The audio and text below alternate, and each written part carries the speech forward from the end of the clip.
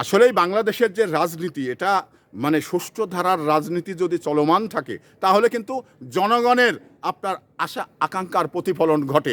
আপনি একজন জনগণ, আপনি একটি অফিসে গিয়েছেন, আপনার মানে তথ্য তথ্য আইনে পরিষ্কারভাবে বলা আছে, আপনি একটি জিনিস যদি জানতে চান এবং জানার প্রয়োজন মনে করেন, তাহলে কিন্তু আপনাকে অফিস জানাতে বাধ্য। কিন্তু আমাদের মানে বিগত সময় যেটা দেখেছি, আসলে কিন্তু সঠিক তথ্য আমরা পেতাম না। কেন পেতাম না?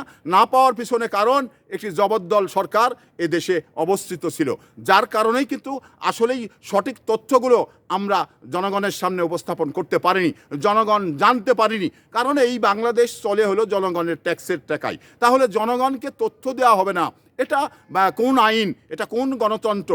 এটা আমরা কিন্তু বিগত সময় এই মানে গণতন্ত্র ফেস করতে হয়েছে। তো আগামীতে জাতীয় নির্বাচন ফেব্রুয়ারিতে যদি হয়ে থাকে, তাহলে আমরা শতভাগ গণতন্ত্রের মধ্য দিয়ে আমাদের অধিকারটুকু আমরা সরকারের কাছ থেকে আদায় করে নিতে পারবো হয়তোবা।